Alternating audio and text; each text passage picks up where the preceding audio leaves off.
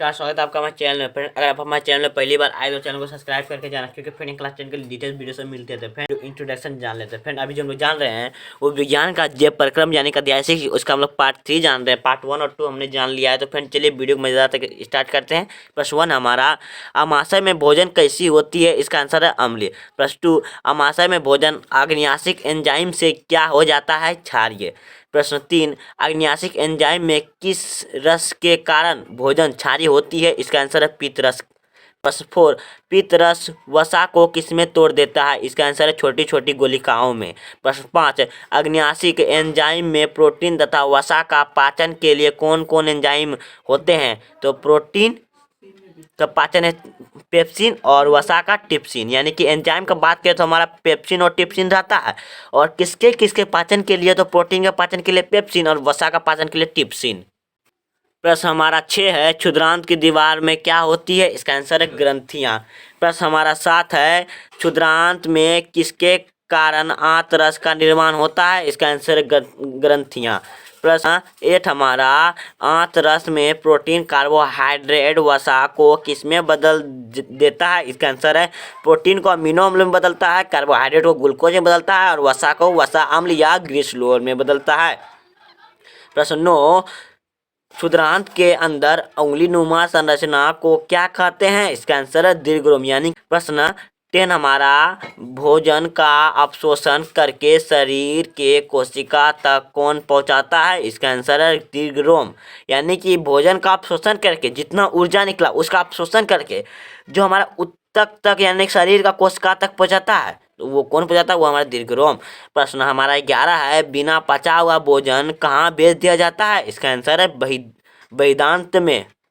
प्रश्न 12 है, कार्बोहाइड्रेट का ग्लूकोज का बनना कहाँ होता है? इसका आंसर है माइटोकॉन्ड्रिया। प्रश्न 13, ग्लूकोज का पाइरूवेट में बदलना कहाँ होता है? इसका आंसर है कोशिका द्रव में। प्रश्न 14, कोई श्वसन क्रिया ऑक्सीजन की अनुपस्थिति में होता है, उसे क्या कहते हैं? यानी कि उस श्वसन क्रिया क्या कहते हैं? इसका आंसर अवायवीय श्वसन। प्रश्न 15, इस ग्लूकोज को किसमें विखंडित करता है? इसका आंसर है एथेनॉल तथा CO2 में। प्रश्न 16, कोई श्वसन क्रिया ऑक्सीजन की उपस्थिति में होता है तो उसे श्वसन क्रिया क्या कहते हैं? इसका आंसर है वायवीय श्वसन। प्रश्न 17, ग्लूकोज तथा O2 को पूर्ण रूप से किसमें बदला जाता है? श्वसन क्रिया में। इसका आंसर है H2 + CO2 में, यानी कि जल और कार्बन डाइऑक्साइड में। प्रश्न हमारा 18 है, पौधे में किस प्रक्रिया द्वारा पोषण होता है? इसका आंसर विशिष्ट प्रक्रिया द्वारा। प्रश्न 19, मछली में ऑक्सीजन का आदान प्रदान किसके द्वारा होता है? इसका आंसर है क्लोम के द्वारा। प्रश्न 20, मनुष्य के वायु शरीर के अंदर किसके द्वारा प्रवेश करता है? इसका आंसर है नाक के द्वारा। प्रश्न 21, नाक में मौजूद महीन बालों को गीला कौन रखता है? इसका आंसर श्लेष्मा। प्रश्न 22, कंठ में किसके किसके वलय होते हैं? इसका आंसर उपास्थि के वलय। उसका कार्य क्या? अपास्थि के वलय क्या कार्य है?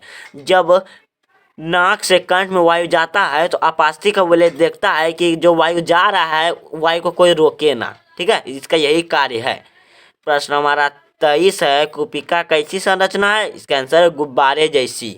प्रश्न हमारा 24 है, फेफड़ा के भीतर छोटी छोटी भागों में नलिकाएं विभाजित हो जाती है तथा ये बाद में गुब्बारे जैसी संरचना होती है, उसे क्या कहते हैं? उसको कहते हैं हम लोग कुपिका।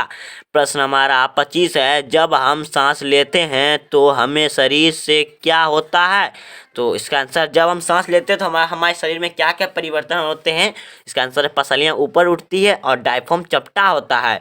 प्रश्न 26, मानव का श्वसन वर्ण क्या है? इसका आंसर है हीमोग्लोबिन। प्रश्न 27, हीमोग्लोबिन किस में पाया जाता है? इसका आंसर है लाल रक्त कणिका यानी कि RBC।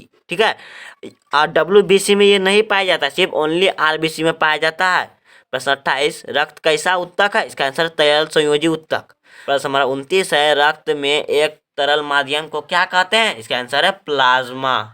प्रश्न हमारा 30 है, मच्छर कहाँ से सांस लेती है? इसका आंसर टंगड़ियाँ से। आई होप आपको वीडियो अच्छा लगा होगा। अगर अच्छा लगा तो अपने फ्रेंडों को शेयर कीजिए, लाइक कीजिए और कमेंट कीजिए। Thank you.